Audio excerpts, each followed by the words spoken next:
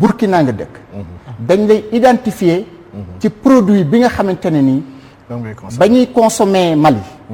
moom la ñuy consommer Tchad moom lañ consommer États-Unis moom lañ consommer Suisse muy cette notion de consommateur mondial léegi loolu nag dafa am ñu ko tënk tey état amatul doole da ngeen di laaj seen bopp fan la état yi lebe léegi les multinationales le marché financier les hedges la Chine FMI Banque mondiale waaye mondialisme nag li mu bëgg tey ak objectif bi nga xamante ni mooy le consommateur mondial bi nga xamante ne ni les produits vont circuler librement les services technologiques vont circuler librement les quatre libertés lépp loo xamante ne ni souveraineté la dafay dakk léegi nag ñan ñoo ŋànk loolu les BATX les GAFA c'est les grands du numérique d'une part beneen pàcc bi mooy les grandes banques et les multinationales beneen pàcc bi mooy la Chine c'est ce concept loolu la ñuy wooyete les oligopoles il y a 3 secteurs ñi ngànk xaalis bi maanaam moom yore xaalis bi di lebal état yi te ne état amatul njariñ ñi nga xamante ne ni tey parce que nous sommes dans une société de connaissance et de l'intelligence artificielle tey journaliste bi tey mën naa ñàkk ci monde bi nga xam ne moom la ñuy dessiné tey journaliste bi dina ñàkk am na métier yoo xam ne dañuy disparaître c'est vrai. avec cette nouvelle idéologie du mondialisme ndaxte ñoom ñi nga xamante ne nii ñooy les géants technologiques ñoo dominer monde bi te ñoo war a décliner benn feuille de route bu bees boo xamante ne nii ñoom ñooy marquer l'agenda de demain à partir d'aujourd'hui. Très bien. léegi ñooñu nag pour nga mën a xeex ak ñoom il faut que état dellu siwaat nekk l'état stratège l'état providence l'état nation parce que yooyu su ñëwul souveraineté mënut a am effectivement yooyu su ñëwul citoyen mënutuñ ko wax consommateur la ñuy wax léegi nag àddina bi fi mu toll mooy on va fabriquer des consommateurs pour que le marché soit libre pour que les services circulent librement pour qu'il n'y ait plus de barrières léegi nag Cheikh Omar dafa poser question boo xamante ne ni dafa am importance muy naka la ñuy def ba réew yi ñu dund ñun ñu mën a jëmmal beneen xar kanam boo xamante ne nii dafa ñuy may ñu bokk wala am suñu agenda bopp ci idéologie bi nga xamante ne nii am na doole trop ci sama xam-xam bu gàtt d'abord am nit ñu nga xamante ne nii ay doomu aadama dinañu repenser l'économie de nos pays tudd nga sànq prof docteur Ndongo ma koy nuyu au passage dañu bokk lu bari muy ku ma naw xalaat yi nga xamante ni moom lay yëkkati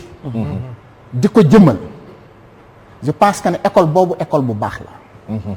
ndax école boobu mooy delloo ci souveraineté effectivement nit ñu bari dañuy ŋaañ Trump Donald Trump ñu bari dañ koy ŋaañ waaye gisu leen lam leen doon xeexal ndax lii nga wax nii souveraineté moom la doon jëmmal c'est le seul président boo xamante ne nii fi àdduna toll defoon na résultat yoo xam ne nii sur le plan économique vous êtes économiste benn président bu ko précédé defu ko fexe na ba entreprise yi nga xamante ni ñoo ngi doon daw Amérique di dem Chine wala nga dem Inde mu delloosi leen fexe na ba avant muy jeexal mandaam avant muy dem fexe na ba li nga xamante ne nii mooy protectionnisme mu delloosi ko mais nag protectionnisme c'est pas contraire à la mondialisation non non non non non c'est protéger comme ni ngeen ko wax sànq la nga xamante ni sa dëkk meññ na ko nga protéger ko ba réew mi di ko jëfandikoo loolu la ñuy wax démocratie économique loolu la tàmbale beneen mbir moo xamante ni xeexal nañu ko ci yëguñu ko mooy les géants technologiques lan moo tax ñu xeex ko lan moo tax les géants technologiques xeex ko boo demee Biden back office su Biden wala sa campagne électorale ñoo fa fees boo xoolee financement de la campagne de Biden ce sont les grands du numérique qui l'ont supporté loolu nag agenda la dañoo am seeni profilage seeni profil yoo xamante ni ñii ñoo mën a ànd ak ñun ñii mënuñu ànd ak ñun donc nañu fexe ba dans nos pays africains ñu bokk ci laboratoire yi xalaat ndax nag laboratoire dafa am ñi nga xamante ne ni seen xam-xam dafa màcc ci xalaat fa àddina jëm suba ndax li ñuy dund tey tëbu tëb dal ci sunu kaw dañu ko pensé il y a de cela 50 ans 30 ans et même 100 ans l'usine qui fabrique les rêves de demain the World Dream Factory le concept est très important maanaam naka la ñuy fexe ba Mamadou Ibrahima Fall ñu dëkk Bambey di xalaate ni américain bi di dream américain di xalaate lekk nañuy lekke solwee nañuy solwee xalaate nañuy xalaate ci seen biir réew naka la ñuy fexe ba le consommateur sénégalais consomme américain très bien consomme européen et cetera et cetera donc ñun ci biir réew mi dafa war a am ay penseurs ñoo xamante dañuy xalaat àddina bii ñu jëm naka lañ fa war a demee yan jumtukaay lañ fa war a demee ak yan ndëgër laay lañ war a am mu am nag beneen laboratoire bu nekk ci wet gi mooy les laboratoires d'expérimentation bu amee laboratoire de conception am na laboratoire d'expérimentation maintenant l'Afrique dafa war a cesser d'être les laboratoires d'expérimentation pour tourner résolument vers la recherche la prospection et l'étude prospective àddina bii ñu jëm naka la fa Sénégal war a jëmee naka la fa ndawu Sénégal wala jëme naka la koom-koomu Sénégal wala tëdde ndax nag bu ñu fàtte ne dañoo nekk ci dans une société du savoir et de l'intelligence artificielle très bien foofu laa am nga yemee li mu wax dafa am solo trop c'est le cœur même day ñëw ci le cœur l'économie non moom dama koy laaj ndax il est satisfait ou pas très satisfait ci point bu mujjee kon te loolu rek laay wax muy prospective boo xam ne fa la ñu war a inscrire non yow bàyyil ba mu ñëwaat lii mooy problème bàyyil ma dem te ñëw majeur waaw non c'est vrai lu ma dafa am solo trop ci prospective bi nga xam ne c'est le problème majeur maanaam Sénégal fu ñu ko soxla am fii léegi 2050 fii léegi 2100 lii la ñu war a commencer xalaat mais xam naa dinañ ñëwaat donc relancer joxal ma Moustapha waaw te li mu parce wax que xam naa ne économie moom bu ñu ci duggee rek moom foofu mu daayalee fa laay relancer Moustapha ay ca joxal ma Moustapha est-ce que un pays bu war a nekk dans la conception parce que li mu wax ni suñu approche maïticienne ñuy wax la maïtique xam nga un maïticien mooy ki nga xam ne comme nos sages-femmes war a accoucher ay jigéen il est chargé de faire accoucher les idées ci xalaatkat yi maanaam cette approche bu mu wax ci ñu war a xalaat suñu bopp dans projeté wu dans le futur est-ce que dina yomb ci réew mel ni ñun sëñ Moustapha ñu nekk ci réew mi nga xam ne plan bi nga xam ne sax nee mooy plan directeur bu la doxal suñu économie plan boobu ñun xaataluñu ko suñu bopp suñu président dafa dem fay benn cabinet pour mu jox ko benn plan bi xam moom la war a doxal. Mackenzie. mënul a nekk ci réew moo xam ne nii muy doxee. noonu lay doxee. ndaxte ñun Pastef yàgg nañoo wax ne plan Sénégal émergent. du plan boo xam ne moom moo war a développer Sénégal moo ko war a émerger loo. au contraire sax ñun dañoo soppi tur wi. tuddee ko plan Sénégal endettement. noonu lañ ko tuddee yaa jàpp ne du plan boo xam ne moom moo war a génnee Sénégal ci goutte gi mais balaa may tontu sa question. man thème bi daf ma sànq rek laa ci waxtaan ak Pape Maguette. mais daf may fàttali tuuti li ñu doon jàng à l'université. bu ma jéemee définir démocratie économique. dama koy définir ci ñaari niveau d'abord au niveau de l'entreprise d'abord. dañuy jàpp ne démocratie économique mooy transférer pouvoir yi nga xam ne moom la ñi ko moom. ñi moom entreprise bi actionnaires yeeg dirigeants yi. transférer vers disons les travailleurs les clients les consommateurs. effectivement noonu laa ko jàppee. effectivement jàppee ni à l'échelle nationale. damay convoquer un tout petit peu li ñuy tuddee le système de la concurrence pure et parfaite. dañuy jàng économie dañoo waxoon ne. dafa am ñetti système. système concurrence pure et parfaite. effectivement système monopole. ak oligopole. ñett yooyu. boo ko càmbaree ba càmbar ko da ngay jàpp ne démocratie économique yaa ngi koy am seulement su fekkente ni concurrence pure et parfaite. moom la ñuy appliquer. alors que ay thèmes disons. ay hypothèse rek la. munul nekk concurrence pure et parfaite amul fenn ci àdduna ndax dafa am ay juróomi caractères juróomi mbir yoo xam ne ñoo koy caractériser yoo xam ne kenn mënu koo am mooy l'atomicité l'homogénéité la fluidité su ma fàttali ko yaa la libre circulation cinquième bi c'est bon ça va me revenir de toute façon il y a 5 critères yoo xam ne ñoo caractériser la concurrence pure et parfaite pour instaurer une démocratie économique sur justement pour que donc démocratie boobu am donc loolu mën nañoo jàpp ne kon loolu mënta am maintenant professeur dafa Ibrahima monsieur Ibrahima Fall dafa génnee problème bu am solo mooy souveraineté gis nga mondialisation nit ñu ko bëgg a tëggalee moom moo mënta ànd ak ñun ñu gis ci suñu avantage ndaxte kat ci àll bi gaynde ak kéwal mënuñoo déedéet mënta ne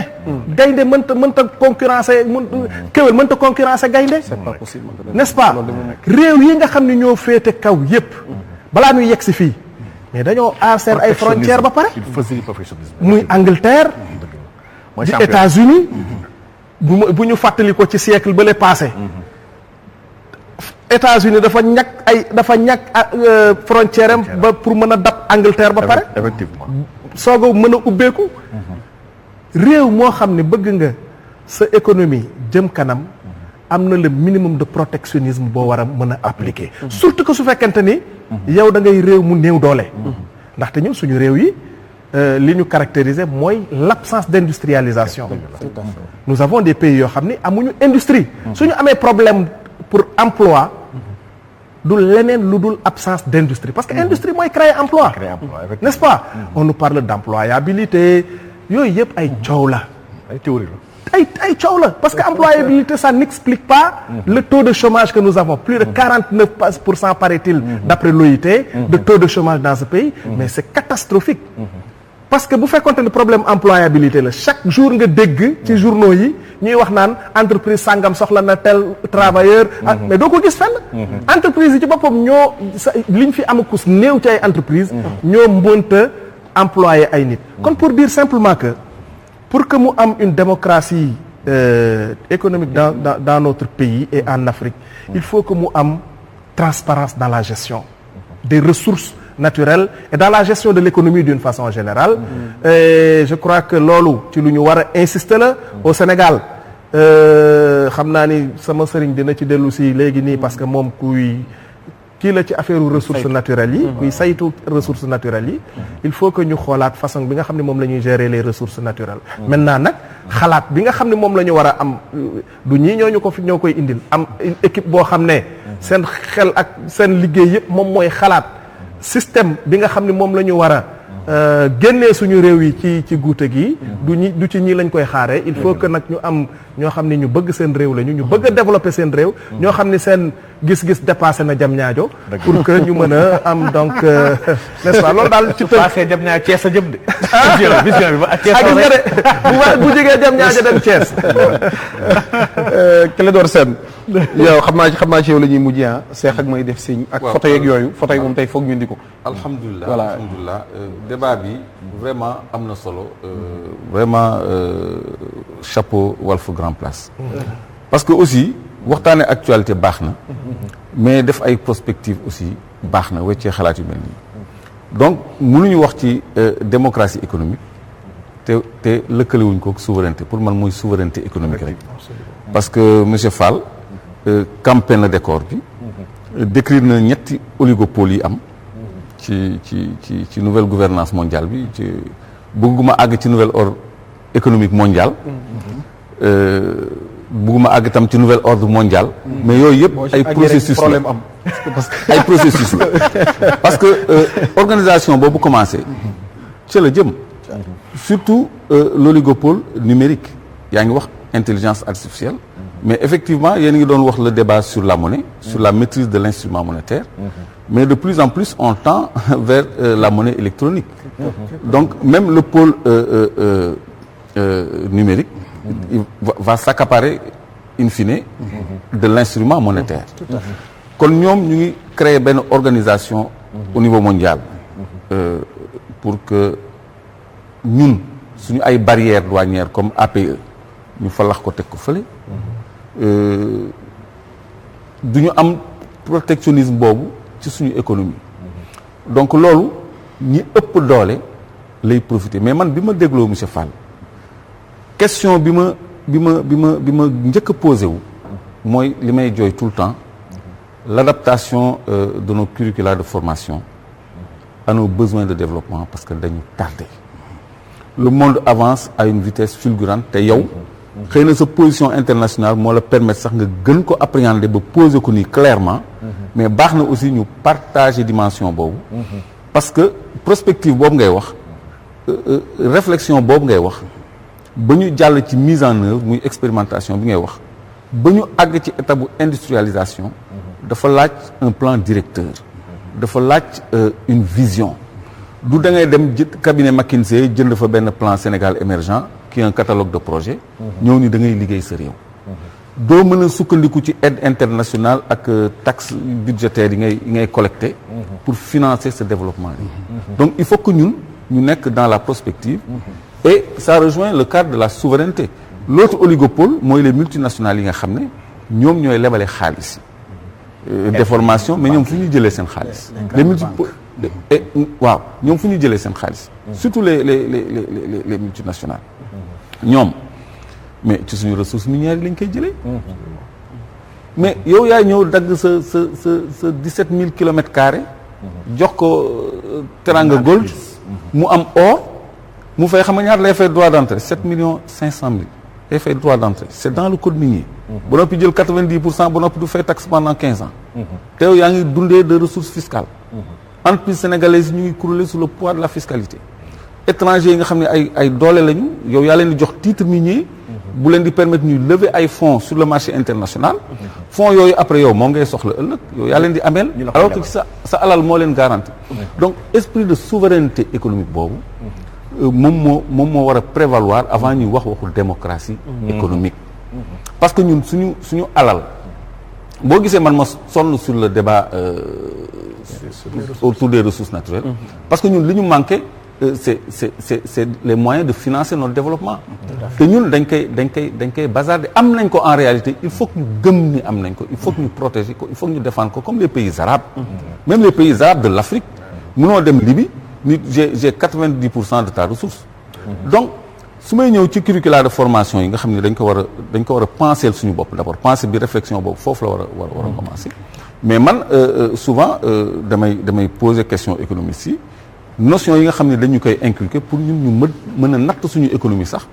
indice de croissance yi ay PIB. ay PIB. ça veut absolument rien dire. pourquoi ñu ñuy jàngal PIB PIB ndab la loo xam ne le total di indi mu ngi ci la entreprise étrangère di indi mu ngi ci la banque étrangère di indi mu ngi ci ñu rax ci ñun li suñu agriculture ak suñu économie di indi ñu ni léegi ci loolu ngeen di nattee seen indice de croissance suñu ne vous avez 10% croissance à 2 chiffres ça veut dire que multinationales yi seen affaire baax na parce que ñoo ciy dugal li ëpp ci ndab li ñun loolu la ñuy jàngal suñu universitaires yi mais pourquoi on continue de leur apprendre ça alors que c'est pas le bon instrument de mesure des perroquets. ñun loolu la ñuy jàngal les grands agrégats économiques léegi boo waxee ñu ni la bon c'est comme ça donc yooyu déjà moo tax ma ni formation bi moo war a jiitu mais sur le plan politique la ñuy asseoir souveraineté économique et partant démocratie économique mooy nga am la haute main sur tes politiques de développement la haute main sur l'instrument monétaire nga xam ni c'est un combat aussi et c'est heureux que Pastef le porte et la haute main sur ta ressource loolu boo ko amee les ressources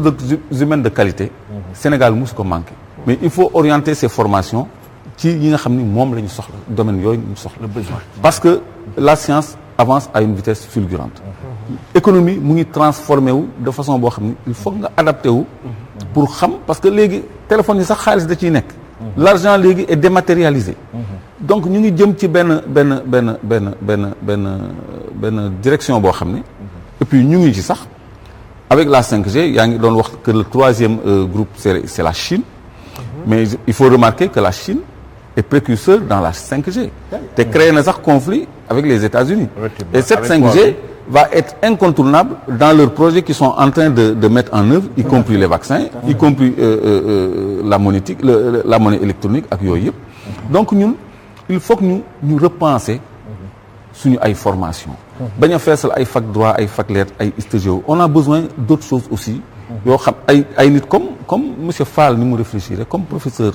ni mu maîtriser les enjeux économiques sur le plan international donc ci foofu la ñu war a toll tant que tolluwuñu foofu parler de démocratie économique c'est bon parce que mën na permettre nit ñi xam ni yoon bi ñu jël kat du boobu mais ñu fexe tamit ci suñu jumtuwaay ak ci suñuy projet ñu jéem a fexe teg nit ñi ci yoon boobu ba nga xam ne ëllëg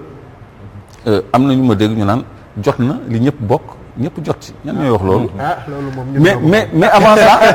waaw loolu moom Pastef fa ko donc loolu mooy souveraineté économique. Absolument. loolu la ñoom Majmout Diop bu PA yi doon wax. effectivement moom sa réew. moo doon souveraineté. effectivement mais bokk sa réew dañ ko doon wax aussi bokk sa réew mooy jot na li ñëpp bokk ñëpp jot ci mooy bokk sa réew donc slogan yooyu nag il faut que ñu jox ko contenu réel dans les politiques à définir mais nag ñi fi nekk ñoom ñoo yore responsabilité boobu te orienté wuñu ci yoon boobu ni dans la formation ni dans la pratique moo tax loolu piste de réflexion yu intéressante la moo tax genre waxtaan yu mel nii war nañ ñu koy yaatal man nag malheureusement du ma spécialiste en économie du ma économiste mais au moins di ko waxtaanee dina baax dina ci baax comme ça ñi nga xam ne ñoo nekk dans le secteur économique les étudiants les intellectuels mën ñu ci génneel ay xalaat et chapeau au professeur Ndongo Samba Sylla très bien bu ko defee kon foofu la ñu yemale professeur xaw ma nag voilà dafa am loo ci bëgg a yokk c'est que dama gis rek waxtaan bi surtout ñaari participation yi ak bu Mamadou Ibrahima dafa dellu si waat si wàllu souveraineté mooy gis ni à la lueur de ñoom di ñu andi yëpp kon am na ñetti biir yoo xam ne kon méngoowul ba pare compatible ak souveraineté bi si jiitu mooy le capitalisme kon méngoowul ak souveraineté le mondialisme il a bien fait de le détacher de la mondialisation c'est une pensée sioniste affaire yahut la le mondialisme kon àndul ak wàllu souveraineté waaye tamit dafa am benn adversaire bu mag bi nga xam ne ñun pays africains yi bàyyi ñu ko xel bu baax muy l'intelligence artificielle mu ngi ñëw te il va dafay def benn disruption en réalité maanaam dina soppi totalement suñu mode de vie suñu mode de gouvernance yi suñu modèle économique yi lépp dina ko soppi te dafa mel ni malheureusement suñu kàngam yi préparé ñu toog bu ñu commencé xalaat monde boobu jëm très bien donc kon lii nag kon dama jàpp ni te loolu xam naa ni maa ngi koy xaar baax moom c'est un acteur de formation ci wàllu passif waaye lii normalement ñoom ñii kàngam yu mel nii war a ñëw fii Sénégal war a fi jàngale war a fi teg ay mbir yoo xam ne war na partager xam-xam man dama gëm ni laboratoire yi muy wax ni dañ ci war a xaat bu baax a baax dëgg yàlla mu taxaw macha allah ñibbisi nga macha allah c'est bon léegi su jeexee ngeen waxtaane ko yaa kii Serigne Cheikh bu ko defee ñu seet photo yi mooy doon dernier point bi ci waxtaan wi tàggoo ñu njëkkee ak Moustapha Sarré voilà seetal ko ñaari photo yi kan ak kan la commentaire yu ndaw rek ñu tëj waxtaan wi ki ci njëkk mooy Bassirou Diomaye Faye mooy le responsable des cadres de Pastef. voilà 2-3 mots ci jëmm ji. waaw kii nag moom mooy Bassirou Diomaye Faye bokk ci icône suñu parti bi. muy ndaw loo xam ne ndaw lu xarañ la lu am xam-xam waaye lu am engagement il fait partie des membres fondateurs du parti. te du parti bi rek waaye réew mi ci boppam. moo am yaakaar ci moom. waaw moom maa ngi koy nuyu au passage. ñu ngi may envoyé sànq naan ma rek di ma nuyu ma koy nuyu man tamit vraiment kontaan naa ci moom lool. di ko ziar. macha allah ku am yar moom xam naa ko ci ku am yar te am xam-xam te dal. voilà loolu moom xam naa ko ci vraiment ku dal la. xanaa di wax ne rek sama jaam la. boo xam ne bu moytuwul dinaa ko gën a tënk. ndaxte ni may wax chaque fois naan ma pour ma goreel ko. waaye balaa ma koo goreel moom am na fu nu war a jaar man ak moom. xam naa bu l'affaire Sonko jeexee rek di nga ko goreel. ndax jàmbaar la ci ñu seet beneen photo bi kan la. Serigne Mountakha Mbacké voilà. kii nag mooy sunu yaakaar. waaw man mii di wax ak yow de. Daaru Xuddoos laa bokk. waaw di nuyu au passage Serigne Moustapha Mbacké moom Abdou Fatah moom Gaynde Fatma. muy sama sëriñ. kii nag moom mooy suñu kilifa ñun ñëpp. di suñu jàmbaar ji nga xam ne moom la yàlla teg ci kanamu yoon wi. te gis nañu bu baax taxawaayam. pastéefam. foo ko fekk mi ngi ci diine ji. mi ngi ci nag luy gën a ñaax taalibe yi. ñu gën a sax ci yoon wi. moom ñu ngi koy ñaanal yàlla bàyyi ko fi ba ci kanam. may ko wérgu yaram. ndaxte ku am njëriñ la ci réew mi. macha allah kon ñu amoon mbégte mu yaatu dalaloon ci Walf Grand Place. jërëjëf Pape man maa gën a am mbégte ndaxte émission bi xam naa ni émission bu am solo la. waaye ñi ma fi fekk tey vraiment sedd nañu sama xol. duma ni musuma am plateau bu mel nii ni ma parterre bi ma fi fekk. waaye raar na trop ma participer ci émission daje ca kàngam yu mel nii. sama sëriñ bii nga xam ne taxawaayam ci réew mi moom ñëpp rafetlu nañ ko. wax dëgg yàlla dañ koy ñaanal rek. li ñu naan doomu ñay doo ko ñaanal rëy da nga koy ñaanal gudd fan. yàlla na ko yàlla may gudd fan. ba mu des fi ba ci kanam ndax Sénégal ci boppam moo ko soxla. am naa tamit aussi une agréable surprise. ndaxte Ibrahima Fall. mii nga xam ne bi ma dajeeg moom tey jàng naa ci moom lu bari. génnee na fi xam-xam bu wér. bu wóor a wóor. te it wane na fi tamit patriotisme. nee na ñibbisi na. bëgg réew. non munoon naa toog bitim réew continuer liggéey wuti ji xaalis foofu. waaye réewam tax na mu dellu si. kooku lu ma marqué la ci li mu wax léegi. ci li ma gën a marqué la. waaye xam-xam bi rafet na. yaatu na. te it vraiment sell na. maa ngi koy remercier bu baax di ko ñaanal yàlla moom it yàlla may ko wér gu yaram. ça aussi c'est mon frère. Vraiment on a partagé beaucoup de cadres. De lutte. Dans l'opposition. muy ku am taxawaay ci réew mi tamit. ndaxte kuy xeexal réewam la fu mu toll. foo ko fekk mi ngi xeexal réew mi. affaire ressources naturelles yi. bu ci Sénégalais yi xamee lu bari. c'est grâce à lui. man daf ma bett sax parce que musuma woon xam ne Clédor nii la xamee affaire surtout pétrole. musuma ko woon xam. mais maa ngi koy moom it ñaanal jàmm. yàlla may ko jàmm. te il le fait de façon désintéressée. bu ko neexoon fi mu nekk nii mënoon na lu ne mu am ko. mais il le fait de façon désintéressée réew moo ko ñor. maa ngi koy ñaanal bu baax moom it jàmm di ko ñaanal wérgu yaram. di la ko ñaanal yow tamit yow mi nga xam ne yaa ma jox honneur u fekkee si émission bi. vraiment sànq bi may échanger ak yow téléphone également ma ràññee ci baat bi rek boobu rek laa xam ne nit ku baax nga nit ku yaatu nga maa ngi lay ñaanal jàmm yow tamit di rafetlu émission bi di leen gërëm yéen ñëpp jërë ngeen jëf jërëjëf Serigne Moustapha ñoo ko bokk ñun de li ñuy wax rek saa bu ne li ñu bëgg bu bëgg ko du waxtaan woo xam ne ku nekk da ngay yuuxu jëm fii kii jëm fee mais ñu waxtaan rek ñi am xam-xam génnee ko voilà c'est buñ dee woo niñ ci waxtaanu xam-xam dina dem ba ñi amul xam-xam bàyyi ñi am xam-xam ñu wax ñi amul xam-xam daw te loolu lu amam solo la voilà loolu la c'est que nañu woo nit ñi ci xam-xam rek ñi amul xam-xam bu yàggee dinañu may nit ñi tuuti parce que loolu lu am solo la Clédor amoon nañu mbégte ànd ak yow ci waxtaan wi laata may dem ci photo yi Ibrahima Fall waaw comme tous les mercredis rek mbégte la ma partagé plateau Walf Grand Place parce que comme ni nga ko waxee du plateau weranteeg xiiroog ngaayoo mais plateau argument la persuasion conviction voilà ku nekk mën na enrichir sax sa morom parce que man dem fii sax jàngee donc échange la cadre d'échange la moo tax mu agréable ba noppi dafa ànd ak civilité mais am mbégte aussi bokk ak par surprise sama frère Moustapha Sarré parce que xaw ma woon kan la Pape Maguette invité donc muy mbégte bu neex effectivement boo gisee ma ni c'est mon frère d'armes parce que dañu partagé ay combats yu bëri monsieur Ibrahima Fall moom léegi ci kër gi la bokk sama sëriñ moom tey dama ko mere parce que daf ma bàyyi man kenn ci àll bi déedéet da nga waroon a ñëw dooleel ma donc di am mbégte tout le temps di la gërëm Pape Maguette parce que ku am pas-pas ci li ngay def dem nga c'est pas évident c'est pas évident parce que macha allah yàlla na yàlla jàpp ci liggéey ba ci kanam amin ñu dem ci Mamadou Ibrahima Fall Mamadou bi nag da ko ciy bëgg lool Mamadou Ibrahima baal ma de man Ibrahima Fall rek laa Mamadou Ibrahima Fall am na benn Ibrahima Fall taxaw tem waa taxaw tem moom waa mi ngi fi nag di taxaw tem rek moom it waaw mi ngi fi macha allah kàngam bu am solo la woon ci réew mi ba tey mi ngi fi di ko ñaanal jàmm ju bare bari ñu seet ki njëkk ci photo Ibrahima Fall président Abdou Mbaye wala premier ministre waaw yàlla dafa def mu nekk nit ku nga xamante ne ni nit ku ma xaw a xam la ndax je me rappelle en 2014 donc bi mu nekkee premier ministre 2012 ma ñëw mission Sénégal mu recevoir ma ak une délégation de parlementaires à travers le monde ñu doon def ci campagne fii Sénégal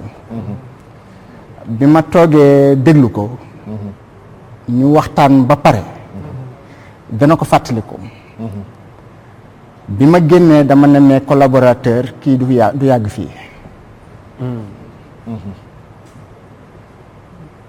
maa ngi ko koy fàttali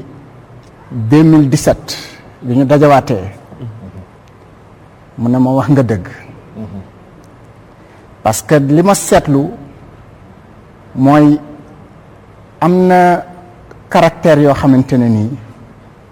ak personnalité yoo xamante ne nii ñu bari mënuñu ko dékku dafa dal Ousmane Sonko nga may ma tuuti ma wax tuuti damay wax souvent ne les intellectuels sénégalais war nañoo góorgóorlu ba protéger ko pas nga protéger ko parce que def la gën il n'est pas plus méritant que Mamadou Ibrahima Fall ça je le sais il n'est pas plus patriotique que Mamadou Ibrahima Fall mais je me retrouve dans ce gosse je me retrouve dans ce leader maanaam bu ma ko xoolee jikko yi ma jikkowoo ak ni ma bëggee Sénégal ak ni ma bëggee jaar-jaar waxuma am de jaar-jaar laa wax gis naa ko ci moom donc les jeunes intellectuels les jeunes cadres ñi nga xamante ne nii Sénégal a fees seen xol même bu ñu àndut ak moom ci politique nañu rafetlu jikkoom ndax ndaw yi di ñëw dañoo war a am fu ñu wéeru ba ñime fa ñu jëm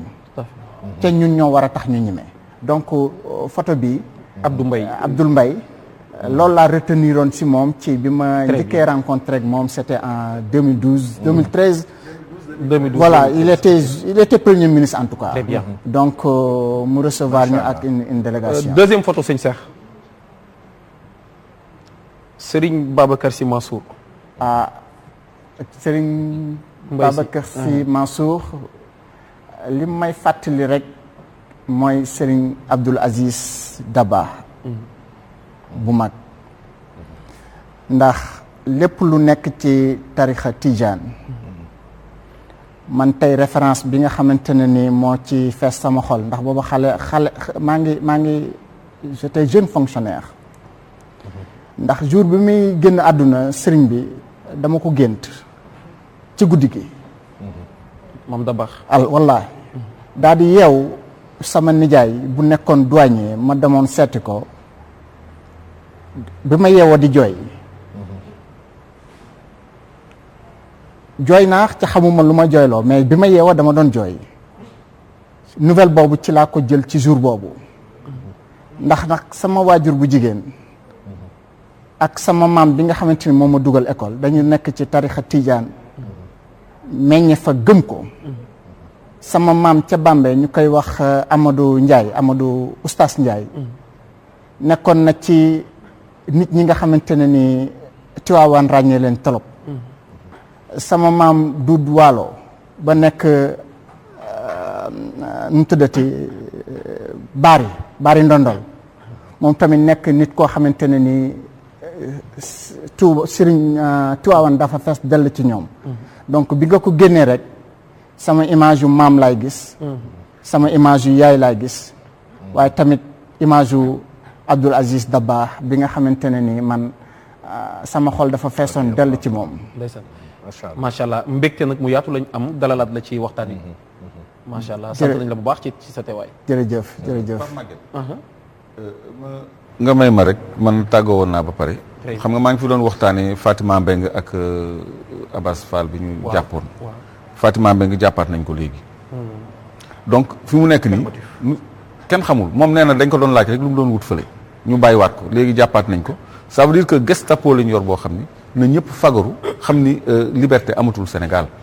liberté amagul Sénégal message boobu laa doon lancé loolu moo waral. ñu woote pour nit ñi organiser wu à la base parce que lii. du ñu nangu muy dal suñu kaw. bien mi ngi noonu loo ciy sànni tàggoowale ko. waaw macha allah. di am mbégte lool ci photo bi nga mujj génnee muy sëñ Babacar Sy Mansour. di acteur bi nga xam ne wax dëgg yàlla man daf ma touché profondément bokk na si ñu gën a taxaw ci combat contre l'homosexualité au Sénégal avec des appels solennels des appels yi nga xam ne assumés di ci woo nguur gi di ci woo parlementaires yi ne Sénégal dañoo war a criminaliser góor jigéen aujourd'hui plus que jamais la actuel ndax soo xoolee adduna bi du muy doxee fee ca États-Unis ki ñuy wax Biden yéeg au pouvoir nommé transgenre ci biir gouvernement nommé góor jigéen bi nga xam ne def ko ministre d'État musul am États-Unis kooku ñëw di présenter jëkkëram sax ci benn interview nga xam ne secrétaire particulier am nekk ku ñu ràññee ci lépp luy parade LGBT ci àdduna bi ñu war a comprendre kon 4 ans yi ñu jëm ci àdduna bi les droits LGBT nañu gën a am doole nañu jaar ci FIFA nañ jaar ci Hollywood nañ jaar ci Banque mondiale nañ jaar ci FMI nañ jaar fépp pour forcer ñëpp mbiru góor jigéen ñun nag du suñu aada du suñu diine bi nga doon jooy du suñu histoire wallaay du suñu histoire agenda bii nag tey la ñu gën a pare tey taxaw nag te ñu mel ni sëñ Mbaye Sy Mansour bii wax dëgg yàlla kuñ siy dooleel la pour ñu jéem a am loi waxtuñu sax léegi dara mais loi buy criminaliser góor jigéen ndax Sénégal daf ko war a am Sénégal enquête mujj ci at yee ñu weesu Afrobaromètre dañoo def benn sondage di xool réew yu gën a bañ góor jigéen ci Afrique ñu jël 34 pays Sénégal moo nekkoon en tête avec 99%. Sénégal ñoo gën a bañ góor jigéen ci Afrique loolu ma ciy kontaan loolu ci waa Sénégal gëm ne nag luy jëmmal loolu. mooy fële ci assemblée ñu am loi bi nga xam ne dafay criminaliser góor jigéen te loolu nag. ci fan yi néew incha allah dinañ ci ñëw incha allah. très bien incha allah ci liggéey bu ngeen ci amal yéen. mais dinañ ci ñëw ginnaaw yàqagu leen ko. incha allah ñu ngi bàyyi ba boobu. Personnellement, je vais tordre le bras à la discipline. Allez-y. Pour lancer un appel, un grand appel solennel à l'endroit des chefs religieux. Parce que li xew nag léegi ci réew mi lu doy waar la. Fatima Mbengue mii nu jàpp nii participer wul ci apaiser situation bi. léegi il faut que chefs religieux yi nekk ci réew mi wax ci réew mi. ndaxte jàmm ci la lépp xew xaj. ñoom nañu artu balaa mbir mi di jéggi dayoo chef religieux yi lay lancer un appel solennel nañu waxtaan ak ñii nga xam ne ñoo nekk ci bopp réew mi ndaxte lii kat fa mu jëm baaxul de déedéet parce que nag ay gor kenn du ko toroxal wallaahi waa di def lu la neex ci réew mi yaakaar ndax da ngaa yore doole ji yaa yore armée yaa yore police yaa yore gendarmerie lu la neex nga def ko loolu sénégalais yi duñ ko nangu na chef religieux yi wax yëf yi yem fii yëf yi jeex loolu la parce que jàmm daal ci la ñëpp xaj très bien voilà sëñ Moustapha jiitu réew mii nga xam ne moo nekk di doxal lii oui di rey démocratie oui di ñu jéem a andi si dictature oui moom moo taxaw ne chef religieux citoyen kese lañ ordinaire absolument waay moo ko wax dëgg yàlla moo ko wax li Clédor wax daal war nañu organiser wu absolument ndax wax dëgg yàlla lii suñu droit la si wàllu constitution dëgg la on doit résister par rapport à cette oppression là wax dëgg yàlla Pape Maguette di am mbégte loolu Très ci bien. émission bi. di la remercier bu baax macha allah ci émission bi macha allah macha allah. oui. macha allah. bu ko defee sant leen gërëm leen yéen ñëpp. sant gërëm itam ñi nga xam ne ñooñu doon topp ci moo xam YouTube la ak Facebook ak yooyu yëpp rek. ñooñu it lu ci bëri dañuy farataal di kii xam nga nit ñi amuñu jot léegi di toog tout le temps ci sell di kii. surtout diaspora bi ñoom fa lañ koy kii kon. ñu ngi leen di gërëm bu baax. ak yéen itam ci disponibilité bi. muy président directeur Moustapha Sarré. ak ki nga xam ne moom mooy Mamadou Ibrahima Fall. moom itam vraiment.